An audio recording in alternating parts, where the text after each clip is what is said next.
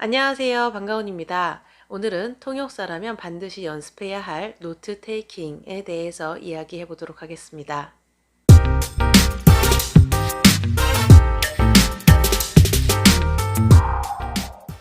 한 번이라도 통역 현장에 계셨던 분들은 통역사 선생님께서 노트에 무언가를 적어가면서 통역하는 모습을 보신 적이 있을 텐데요.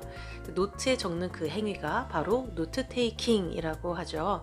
사람의 기억력에는 한계가 있기 때문에 노트 테이킹이라는 이 행위를 통해서 통역의 질을 더욱더 높일 수가 있습니다. 그러면 이 노트 테이킹을 어떻게 하는 것인지 오늘 이야기를 해볼 건데, 이게 정답이다, 모든 통역사가 이렇게 훈련한다, 이런 게 아니고요. 제가 알고 있는 선에서의 노트 테이킹에 관한 내용을 설명하는 것이기 때문에 참고만 하시면 될 것 같습니다. 먼저 노트 테이킹을 하실 때요, 나는 정말 노트 테이킹이 너무너무 안 된다 하시는 분은요, 한국어를 들으면서 한국어로 테이킹 하시는 연습을 좀 하시는 게 도움이 될 거예요. 중국어를 예로 들었을 때 중한 테이킹을 연습을 하시면 중국어 원문 자체를 이해 못하는 부분이 있을 수 있기 때문에 테이킹이 안 나올 수가 있어요. 한중은 한국어는 다 이해는 했으나 이걸 중국어로 또 어떻게 표현해야 되는지 몰라서 테이킹하고 통역하는 과정에서 이게 또 막힐 수가 있어요. 그래서 이 노트 테이킹 이 행위 자체만 훈련을 하고자 하시는 분들은 한 테이킹을 하시는 거예요. 한국어를 듣고 테이킹한 뒤 그 내용을 다시 한국어로 아웃풋하는 그 훈련을 하시면은 노트 테이킹 스킬 향상에는 도움이 되실 겁니다. 그럼 먼저 노트 테이킹을 하실 때 전체적으로 주의하셔야 하는 내용에 대해서 설명을 좀 해볼게요. 먼저 첫 번째는요, 문장과 문단을 반드시 구분해 주셔야 합니다. 그래서 한 문장이 끝났다 하면은 마침표를 반드시 찍어 주시고, 전체적인 흐름을 봤을 때 여기까지가 한 문단이구나 라고 판단이 되시면 줄을 긋는다는 등의 행위를 통해서 문단을 구분해 주시면 나중에 내가 테이킹한 그 내용을 봤을 때 조금 더 한눈에 들어오는 장점이 있습니다. 두 번째는요, 분명한 시제가 나온다면 이 시제를 반드시 테이킹할 때 정확하게 적어주셔야 합니다. 안 그러면 통역 과정에서 엄청난 오역이 나올 수도 있어요. 세 번째는요, 원문 자체가 잘 안 들리는 경우가 있습니다. 안 들리는 이유는 여러 가지가 있겠죠. 속도가 너무 빠르다, 전문 용어가 나왔다, 아니면 정말 그 단어 자체를 내가 모른다 등등의 이유가 있는데, 이런 경우에는 그 부분에 너무 집착하지 마시고 쿨하게 넘어가셔야 돼요. 안 그러면 그 뒤에를 다 놓치게 됩니다. 네 번째는 가장 중요한 이야기인데요, 노트 테이킹을 하실 때 단순히 적기만 하시면 안 됩니다. 반드시 이 과정에서 메모리가 수반되어야 합니다. 암기하면서 적는 행위가 이루어져야 되는데 사실 이게 기계가 아닌 이상 정말 어렵습니다. 그래서 이 부분을 위해서 노트 테이킹 훈련을 하시면서 이와 별도로 메모리 훈련도 같이 병행이 돼야 합니다. 본인이 이 훈련 과정에서 어떤 게 더 뛰어난지 감이 좀 오실 거예요. 만약에 메모리가 더 잘 된다 하는 분들은 노트 테이킹의 비중을 조금 더 줄이면서 메모리에 더 의존하는 형태로 가면 되고요. 나는 그래도 메모리보다는 적는 거가 좀 더 능숙하다 하시는 분들은 메모리를 한 30%, 노트 테이킹을 한 70% 정도의 비중을 잡아서 어쨌든 두 개가 같이 갈 수밖에 없어요. 손이 기계가 아닌지라 모든 걸 다 적을 수가 없거든요. 거기에다가 원문을 다 알아듣는다는 보장도 없고요. 그래서 노트 테이킹을 반드시 적는 행위로만 인식하지 마시고 머리로 전체적인 내용이나 흐름을 암기하고 기억하면서 적는 것을 함께 병행한다 라고 접근하셔야 합니다. 여기까지가 노트 테이킹의 전체적인 설명이라면 조금 더 디테일한 내용에 대해서 말씀을 드릴게요. 먼저 첫 번째는 핵심어를 체크하는 것입니다. 예를 들어서 앞에서 연설하는 발화자의 그 내용이 인공수정에 관한 것이라고 해봐요. 그래서 그 발화자가 말을 할 때마다 인공수정이라는 말이 엄청나게 많이 나오는 거예요. 사실 이 인공수정이라는 말은 일상생활이나 혹은 다른 분야에서 흔히 나오는 말은 아니기 때문에 특별히 기호를 만들 일은 없거든요.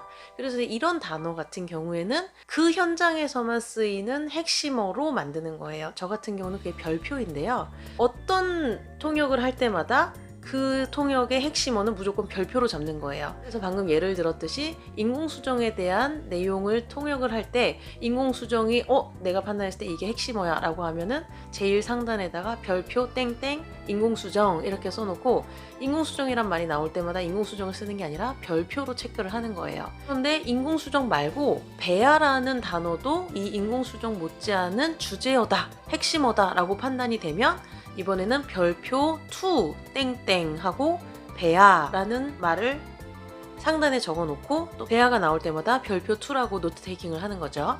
그 단어에는 핵심어 부호를 쓰는 거예요. 그게 저 같은 경우에는 별표고요.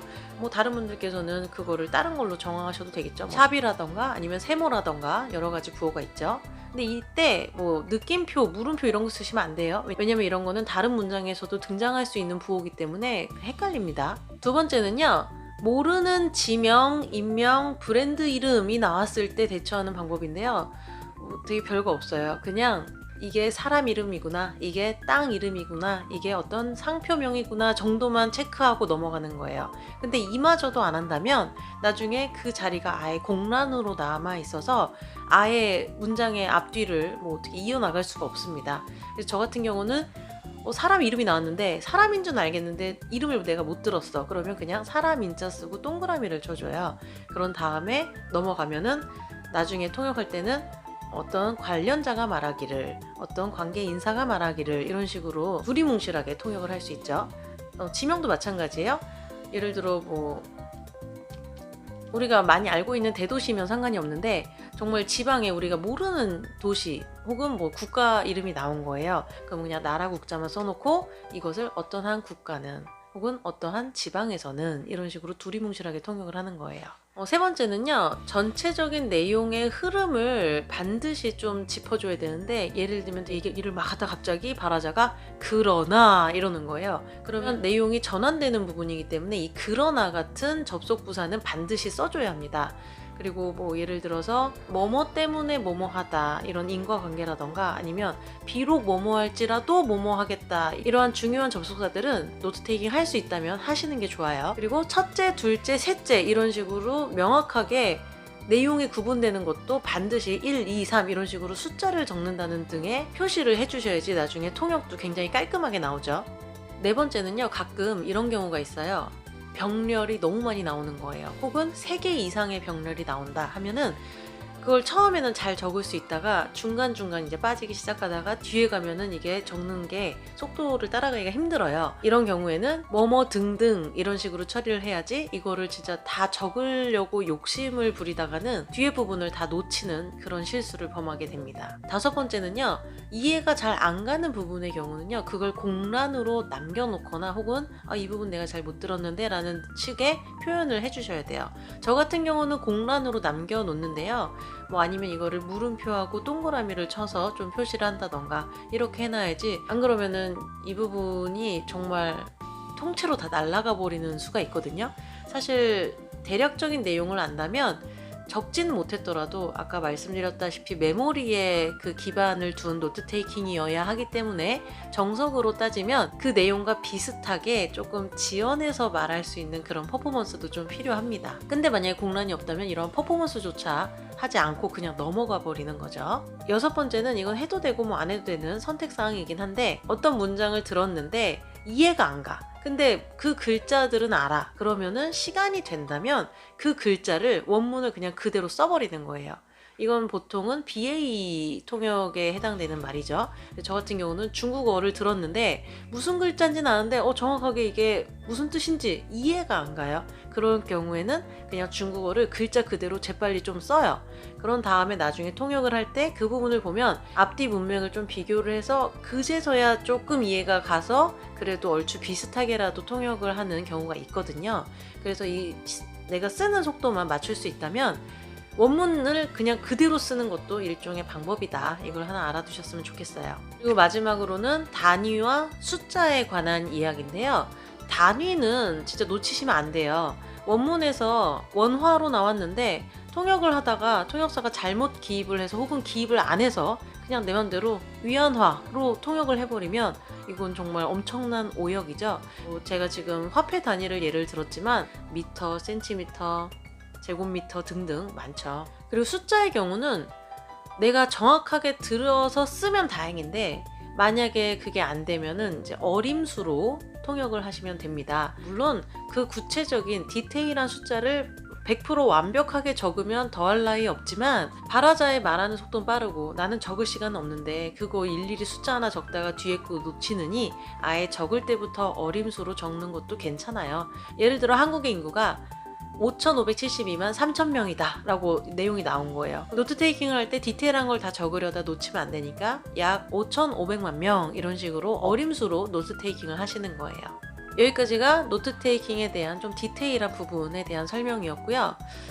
제가 혹시 뻔한 거를 설명을 하고 있을까봐 좀 걱정이 되기도 하지만 노트 테이킹에 대해서 아예 모르시는 분들도 있을 수 있기 때문에 우선은 이렇게 설명을 하도록 하고요. 이번에는 그 부호에 대한 이야기예요. 부호를 많이 쓰시는 분들도 계시고 부호를 적게 쓰시는 분들이 계시는데요. 이게 한번 해보셔야 돼요. 저 같은 경우는 부호를 많은 편은 아닌데 그렇다고 되게 적은 편도 아닌 것 같아요. 부호를 만들면 좋긴 좋아요. 근데 문제는 이 부호를 또 암기해야 돼요. 부호를 내가 까먹었어. 그러면 이제 통역을 할 때 까먹은 부호 때문에 내가 더 통역을 망칠 수도 있는 그런 가능성도 있어요. 그래서 적정량의 부호는 괜찮은 것 같아요. 이 부호가 또 웃긴 게 자기가 직접 만들어야 돼요. 안 그러면 남이 쓴 거를 내가 참고할 수는 있으나 저 사람이 부호가 엄청 많아가지고 내가 그거를 받아가지고 내 걸로 만들 수가 없는 게 내 손에 익어서 그 단어를 들었을 때 나도 모르게 자연스럽게 그 부호가 써져야 되는데 나한테 그게 맞지 않을 수가 있거든요. 그러면 그게 방해가 돼요. 그 부호, 이 단어를 들었는데 그게 부호가 뭐였지? 이거 생각하다가 노트 테이킹을 놓칠 수도 있거든요. 그래서 이 부호는 테이킹을 최대한 많이 하면서 한번 만들어 봤다가 이거 부호 내 체질에 안 맞는데 하시면 그냥 과감히 쓰지 마시고, 부호가 그래도 어느 정도 좀 도움이 된다 하시면 자주 나오는 단어에 한해서만 계속해서 만들어 가면서 그걸 실제로 계속해서 쓰셔야지 나도 모르게 이제 부호가 나오거든요. 그럼 이제 부호를 만드는 방법은요 되게 다양한데, 저 같은 경우는 중국어니까 한자의 일부분만 따서 쓰는 경우가 있고요. 두 번째는 한글의 일부분을 따서 쓰는 경우가 있고, 세 번째는 부호를 가져다 쓰는 경우가 있고, 네 번째는 영어를 가져다 쓰는 경우가 있습니다. 이거는 좀 이따가 제가 직접 만든 부호를 좀 보여드리면서 설명을 해드릴게요. 노트 테이킹에 대해서 말로 설명할 수 있는 거는 사실 여기까지고요. 혹시라도 제가 나중에 이거 빠졌는데 라고 뒤늦게 생각나는 내용이 있다면 댓글로 첨가를 할게요. 제가 이 영상을 만들기 전에 현직에서 아주 활발하게 활동하고 있는 저희 동기 통역사들에게 좀 물어봤어요. 노트 테이킹 어떻게 하고 있냐, 잘하고 있냐, 어떤 방법이 효율적이라고 생각하냐 라고 했더니, 모든 통역사의 얘기는 아니겠지만 그분들이 하신 말씀은 실제로 노트 테이킹을 많이 하진 않아요 라는 대답이 돌아왔습니다. 그 말은 메모리에 의존하는 것도 있고, 그리고 통역 현장에서 발화자가 그렇게 많이 말하지 않는 거죠. 그래서 그 발화자의 말을 이해하면서 바로바로 현장에서 노트 테이킹에 의존하지 않고 통역을 하는 경우가 훨씬 많다라고 이야기를 해주셨어요. 그래도 우리는 통역사를 준비하기 위해서는 어쨌든 노트 테이킹이 훈련이 돼야 됩니다. 그래서 노트 테이킹을 단순히 적는 거라고 생각하지 마시고 메모리에도 집중을 하셔야 돼요. 그래서 어떤 분께서 댓글을 남겨주셨어요. 이 메모리 스팬에 대해서도 좀 영상을 남겨달라. 근데 이건 제가 계속 고민 중이에요. 이건 좀 나중에 한번 더 기회가 되면 다루도록 하고, 그러면 이번에는 실질적으로 제가 쓰는 부호에 대해서 좀 설명을 드릴게요. 그래서 이건 순전히 제가 쓰는 거기 때문에 참고만 하시면 됩니다.